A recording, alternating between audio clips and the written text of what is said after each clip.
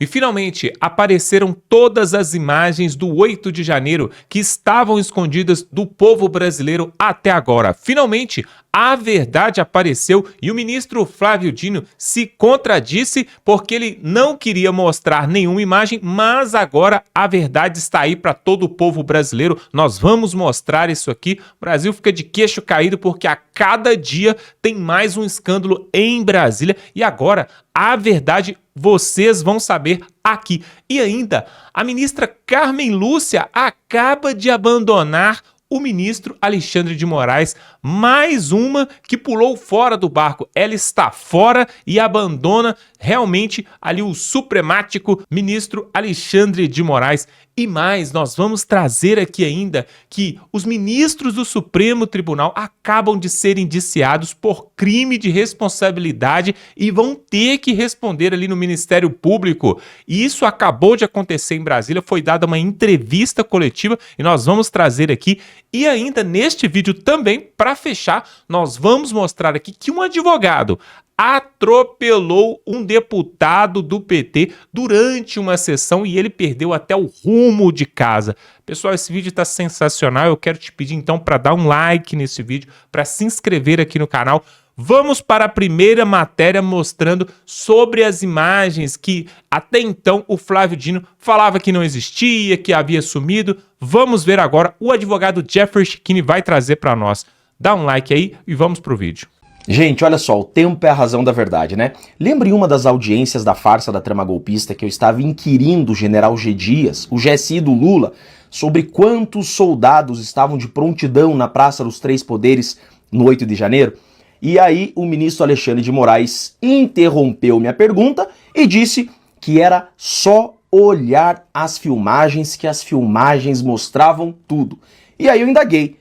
Quais filmagens, quais câmeras, quais imagens? As que apareceram ou aquelas mais de 100 que desapareceram? E aí o ministro não gostou muito, lembram disso? Inclusive cassou a minha palavra. Lembram disso? A pergunta objetiva é: havia tropa de prontidão in loco?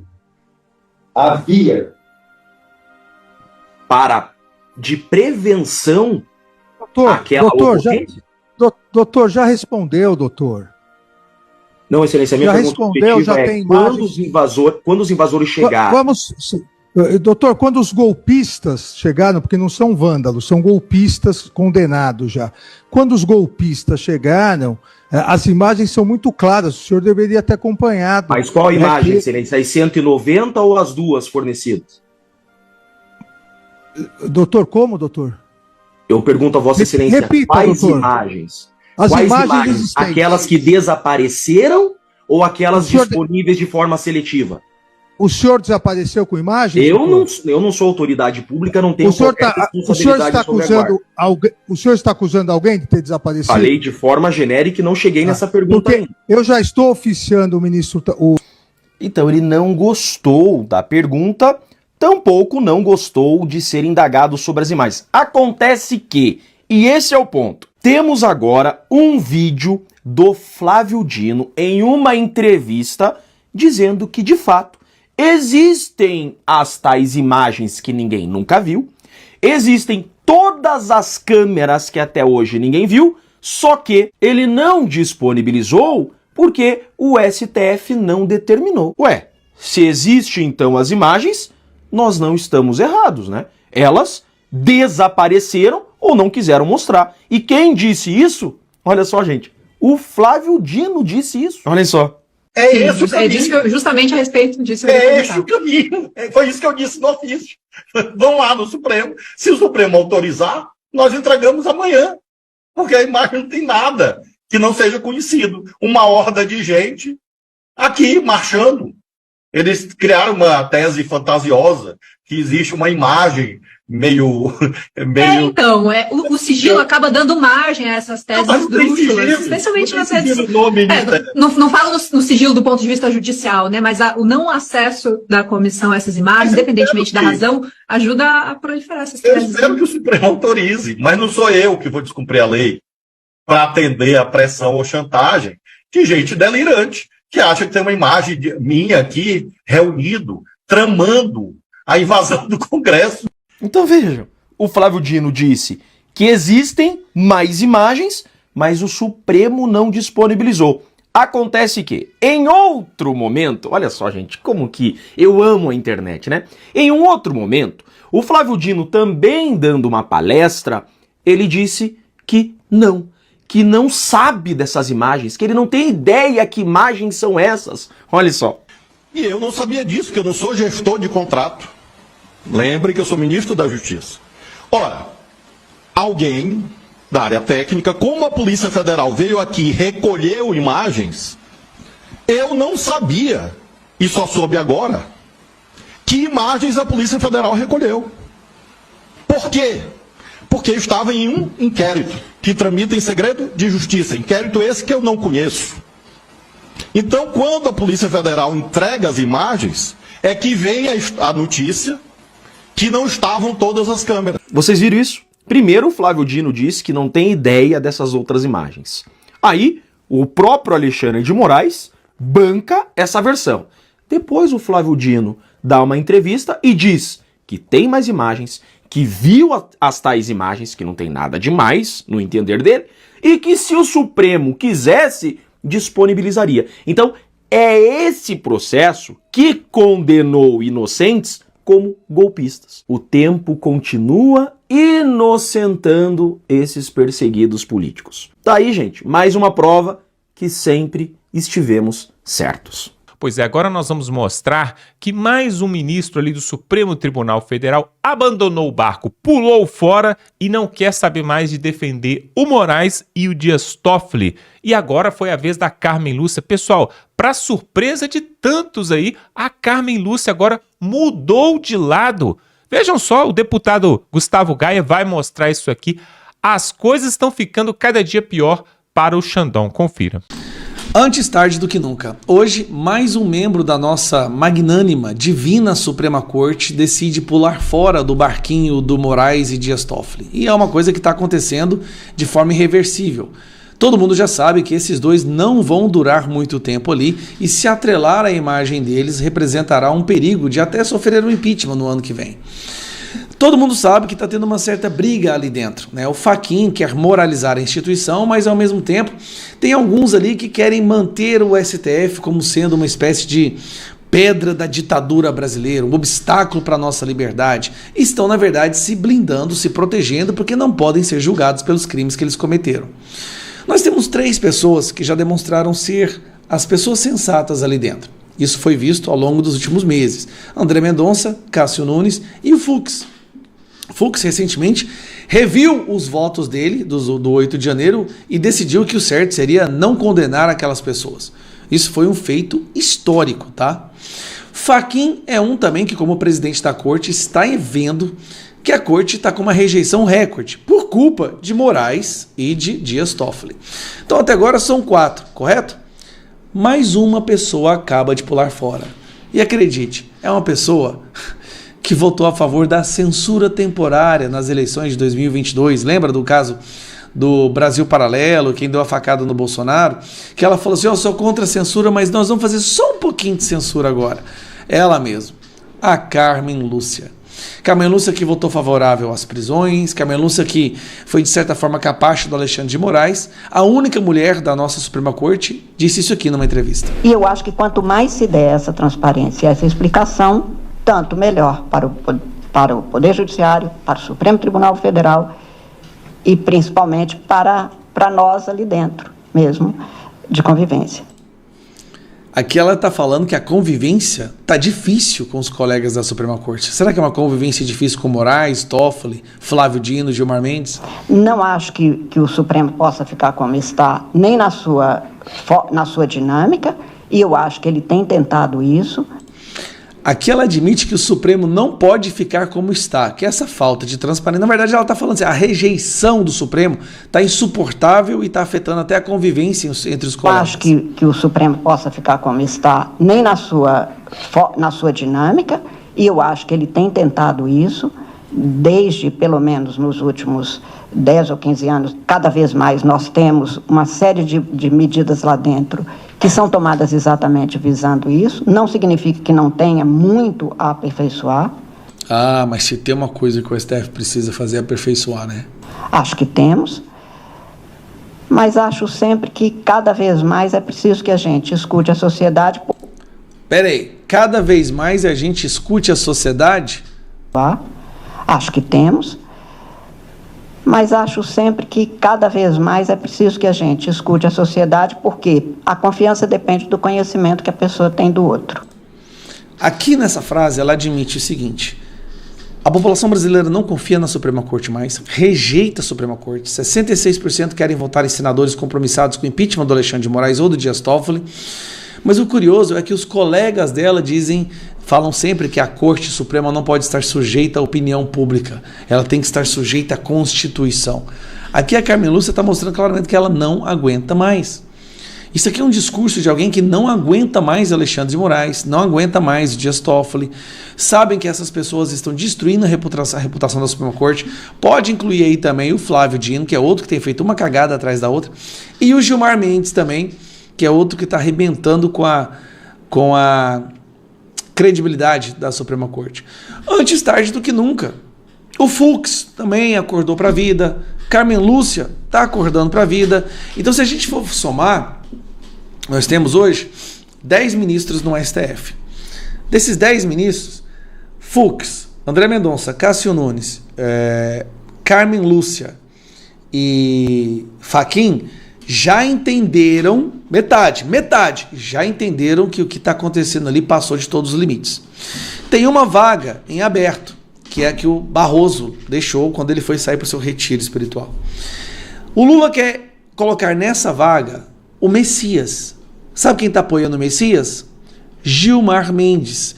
Nesse momento, a próxima escolha do STF, ela vai decidir se o STF volta a ser uma corte ou continua sendo um tribunal de exceção. Com o Messias e com o apoio do Gilmar Mendes, vai tribunal de exceção. É o capacho do Lula, é o garoto de recados, é o cara que defende aborto, é o cara que defende a censura, que se gaba de ter mandou Moraes prender os manifestantes do 8 de janeiro, é o cara que está sendo investigado, eu deveria estar sendo investigado no roubo do INSS por ter protegido bandido. Então, nós temos que impedir o Messias de entrar no STF. E vamos impedir, vamos segurar essa vaga. Senadores, segura essa vaga até o próximo presidente assumir, que vai ser o Flávio Bolsonaro. É isso que a gente deveria fazer. E tem mais, os ministros do Supremo Tribunal acabam de ser indiciados ali em Brasília e terão que responder sobre crime de responsabilidade e tem provas. E você vai ver aqui agora, houve uma coletiva ali em Brasília e o advogado, que é líder também ali no Congresso Nacional, vai mostrar para nós e ele deu uma entrevista e os jornalistas ficaram de queixo caído porque agora os ministros vão ter que responder. Preste atenção. A expectativa é de que a gente possa fazer a apresentação. A gente recebeu agora a notícia de que o presidente Fabiano Contarato adiou para o período da tarde, para as 14 horas. Então, 14 horas, estaremos aí para fazer a leitura do relatório. O presidente apresentou uma justificativa, senador, para adiar a sessão? Não falei com ele, mas imagino que seja por conta do prazo para a leitura. Não vejo prejuízo para o resultado final. Algum tipo de manifestação por parte dos ministros do Supremo ou do Paulo Gonet, procurador-geral da República, aos pedidos de indiciamento apresentados no relatório? Não, até o momento não. Senador, os indiciamentos de hoje, os 4 indiciamentos, eles só têm a ver com a questão do Banco Master ou o senhor também vai ter outros indiciamentos futuramente envolvendo a CPI do crime organizado? A CPI esgota seu prazo hoje. Né? Vocês acompanharam as dificuldades que nós enfrentamos, as restrições, decisões sucessivas negativas do STF, a dificuldade que nós tivemos com relação à falta de pessoal para trabalho, alguns órgãos não cederam colaboradores, mas mesmo assim a gente conseguiu colocar de pé um relatório que tem suas provas, suas evidências e que no indiciamento concentrou no crime de responsabilidade. Essa é uma escolha técnica, o crime de responsabilidade só pode ser processado, investigado e julgado pelo próprio Senado. E ele exige um conjunto probatório menos robusto do que se exige para crimes comuns. Os crimes comuns podem ser investigados por qualquer outra instituição. Relator, crime de responsabilidade, o que tem a ver com crime organizado, senador? É uma consequência lógica, basta fazer o acompanhamento. O relatório é muito textual sobre isso. Você faz uma sequência de atos. A depender da figura, ou seja, do sujeito ativo, de quem comete o crime, você vai ter crime comum ou crime de responsabilidade. Hipoteticamente, o mesmo fato pode, inclusive, equivaler as duas tipificações. Então, a consequência natural da análise dos fatos que foram apresentados. Então, na visão do senhor, o crime organizado está dentro da Suprema Corte? Se conecta na atuação que nós tivemos por parte de pelo menos 3 ministros e o Procurador-Geral da República. É uma análise técnica, sem nenhum caráter ideológico ou partidário. É simplesmente a constatação de que numa república ninguém pode estar acima da lei. Na introdução do tópico que fala de indiciamento, a gente deixa clara a escolha que a gente faz. O indiciamento por crime comum exige um conjunto probatório mais robusto. Vou dar um exemplo didático. Eu precisaria ter quebras de sigilo mais robustas para poder identificar o crime de corrupção. Nós temos notícias relevantes, as informações centrais do ponto de vista de pagamentos, a consultorias, a advocacia, são feitas no relatório, mas o ato de indiciamento exige uma prova a mais, para que a gente possa fazer isso de forma formal e responsável. E é o que a gente faz, a gente deixa isso claro, aponta a necessidade de novas investigações, aponta a necessidade de instalação da CPI própria do Banco Master e aponta a necessidade de que o trabalho das autoridades que cuidam disso seja cuidadosamente acompanhado pelo público. Então, na avaliação do senhor, há uma clara prova de que os ministros do Supremo cometeram crimes? Na minha visão, o crime de responsabilidade está comprovado, por isso faço o indiciamento. Não chama a atenção o filho do ministro Nunes Marques também ter contratos milionários com o esquema Master? Se ele tem contratos milionários, é a informação que você tem, mas não chegou à CPI.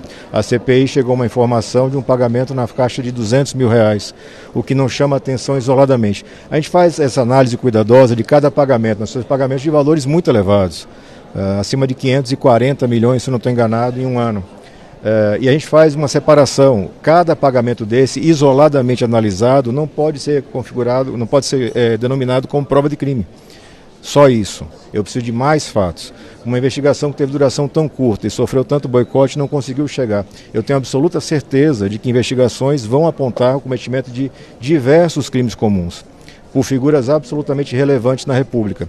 Mas a CPI não teve essa capacidade de investigação. Relator, caso seja aprovado, o relatório é encaminhado à PGR. O relatório que pede o indiciamento do próprio PGR encaminhado à PGR. Eu gostaria que o senhor avaliasse esse procedimento e qual a expectativa em relação ao indiciamento de fato dessas autoridades.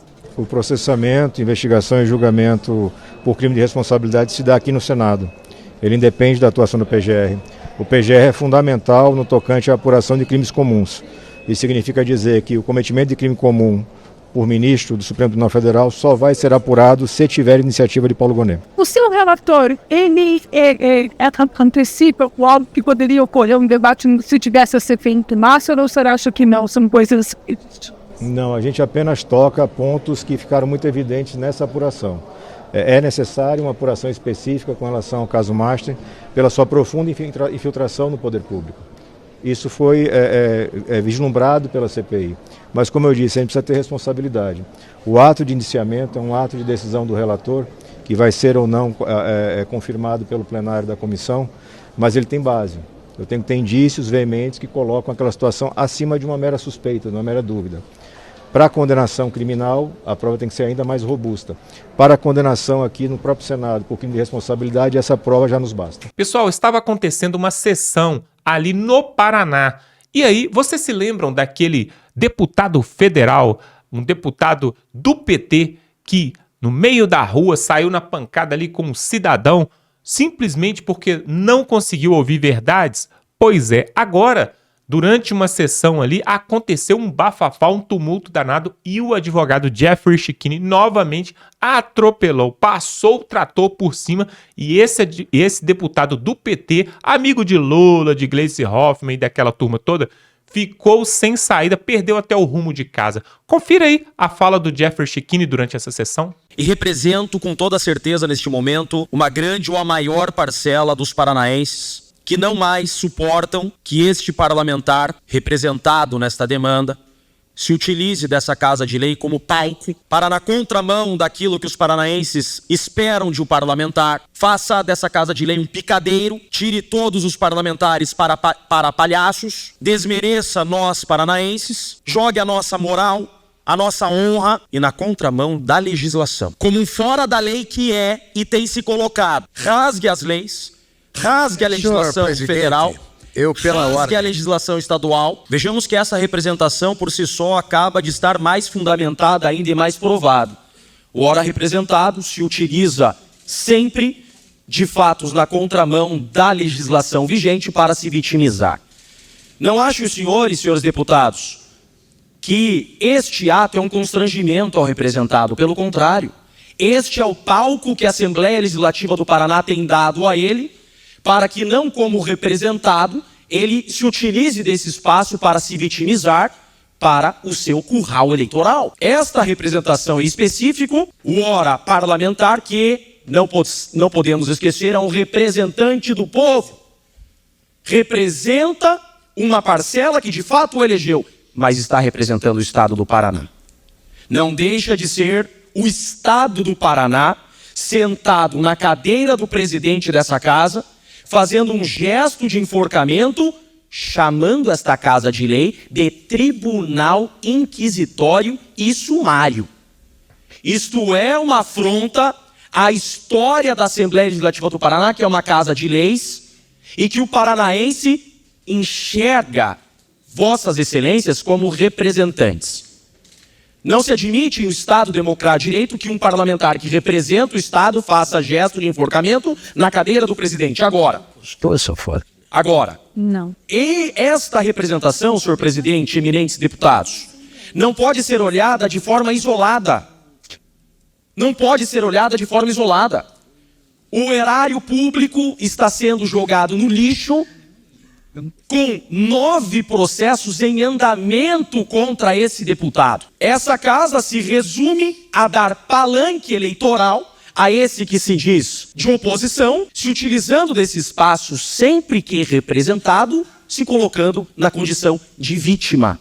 9 processos disciplinares hoje estão em curso e o dinheiro do contribuinte está sustentando esse palco, esse palanque. São comportamentos reiterados de um fora da lei, que não representante do Estado, senhor presidente. Se diz defensor das minorias e utiliza deste ato para se colocar na defesa de minorias de forma hipócrita e apenas expõe essa casa perante o Brasil. Defendo um jovem negro que foi espancado com dinheiro público. Um jovem negro foi espancado por um assessor desta casa, com um carro pago por esta casa, por um deputado que tem 9 processos disciplinares. Quando esta casa teve um deputado que tem 9 processos disciplinares? Que na frente das câmeras, senhores, na frente das câmeras ele fala em tom baixo, fala em tom ameno, mas fora daqui, ele é um fora da lei e representa cada um dos deputados que aqui estão. Esse é o palco que o contribuinte tem dado a um fora da lei. Esse deputado não preenche requisitos mínimos a representar o Estado do Paraná. Esse fato não pode ser tratado como um fato isolado. Sou advogado em processo aqui, criminoso, utilizando um assessor para espancar um trabalhador. Esta denúncia aqui não pode se tratar como um fato isolado. Percebam como se comporta um parlamentar que não respeita um cidadão paranaense que está com seu tempo legal de fala. Mais processos tomará. E é isso que ele quer, senhores. Semana que vem, se houver nova denúncia nessa casa, ele vai comemorar no seu gabinete. É disso que se trata. Por isso essa casa tem que puni-lo à altura. Que não quer ouvir um cidadão? O homem é um contra-legem. É um contra-legem que ataca minorias, racista, misógino, agressor de pobre, negro. É isso que cidadão tem representado esta casa. Então, senhores, é hora de uma punição exemplar, porque é isso que os paranaenses exigem dos senhores deputados. Esse processo não pode ser analisado de forma isolada. Pode ser que esse ato específico de puxar uma gravata em sinal de enforcamento não tenha a gravidade suficiente a uma punição além desta que está sendo colocado de advertência. Mas não se pode mais. Extrapolou todos os limites do razoável. 9 processos disciplinares contra um parlamentar. Por isso que eu venho e faço essa sustentação como um cidadão, exigindo que essa casa analise de forma conjunta, deputado Tito, de forma conjunta, porque inclusive há uma conexão probatória, um modus operandi reiterado de comportamentos contra a legem deste parlamentar que se utiliza do mandato a violar a legislação como um cidadão. Venho invocar que essa casa de leis, que existe para legislar, aplique corretamente a lei a um parlamentar que está se utilizando do mandato e do erário público para agredir cidadãos e para fazer palanque eleitoral e vitimismo, expondo todos esses parlamentares contra a população. Esse parlamentar mancha a imagem do Estado do Paraná perante o Brasil e mancha a imagem desta casa. Esse parlamentar não preenche os requisitos a continuar representando o Estado do Paraná. Então, que essa denúncia seja analisada em contexto. Obrigado, doutor. Muito obrigado. Devolvo a palavra com muito respeito. Pois é, pessoal, o Brasil está mesmo de cabeça para baixo, né? Daqui a pouco nós vamos sair nas ruas e vamos ver ali o poste fazendo xixi no cachorro e não o contrário, como é de costume. Porque hoje em dia ficou comum esse tipo de coisa que nós estamos vendo aí. Olha só, o deputado do PT não deixou nenhum advogado falar ali durante a sessão e o interrompeu uma vez e outra. Isso aqui é o PT, pessoal. Eles não aceitam contraditório, eles não aceitam a verdade sendo falada. E ele vai ter que responder por isso. Agora, o que eu gostei mesmo foi sobre o que nós mostramos aqui no início do vídeo. O Flávio Dino, ele se contradisse. Ele primeiro falou que tinha imagens, mas que as imagens sumiram e que não podia resgatar as imagens e tal. Daqui a pouco ele vira e fala numa outra entrevista, não existe imagem nenhuma, as imagens que existem vocês já viram, está tudo visto por aí. Ou seja, qual que é a verdade, Flávio Dino? Nós queremos saber a verdade. E aí, essa questão também da ministra Carmen Lúcia é mais uma que pula fora do barco e abandona ali os ministros Dias Toffoli e Moraes. É lógico, eles estão vendo que não tem quem os defenda. É uma questão de tempo, é uma questão de dias, para que algo aconteça, eles precisam ser responsabilizados. E aí, o que fica à espera é justamente esse desgoverno terminar o seu mandato e o Flávio Bolsonaro entrar no próximo ano, indicando pelo menos mais 3 ministros para o Supremo Tribunal Federal. E aí, meus amigos, com a mudança no Senado Federal em 2/3 do Senado Federal vai ser renovado, nós podemos ter em breve pedidos de impeachment sendo realmente apreciados ali em Brasília. E aí essa Suprema Corte vai ser totalmente mudada, vai ser transformada, vai acontecer uma reviravolta. Imaginem a presidência do Brasil com um novo governo de direita, um governo realmente sério, centrado. Flávio Bolsonaro é senador, advogado, formação jurídica, tem experiência, empresário, empreendedor, sabe lidar com o povo brasileiro. Muito diferente de um ex-sindicalista que não tem nem estudo e provou com 5 mandatos do PT, os 3 do Lula e mais 2 da Dilma, que realmente não sabe trabalhar, um déficit trilionário nesse país, o povo na pobreza, o dinheiro não vale mais nada, a inflação só subindo. Então agora chegou a hora de mudança. E eu quero que você coloque aqui nos comentários se você realmente acredita. Olha só, até o Datafolha, pessoal, até o Datafolha, que faz de tudo para colocar a esquerda em primeiro, acabou de soltar nessa última semana que num segundo turno o Flávio Bolsonaro está na frente do Lula.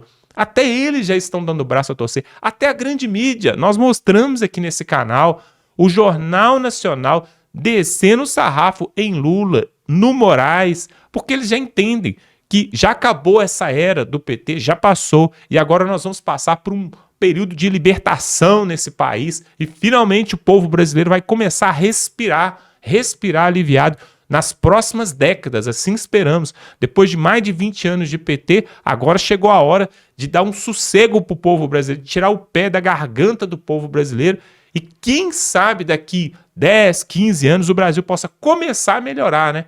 Porque vai levar um tempo, mas vai começar a mudar agora no início do ano, assim quando o Flávio Bolsonaro assumir e assinar também um indulto, né? E ali a anistia para os presos políticos em Brasília, incluindo o Jair Bolsonaro.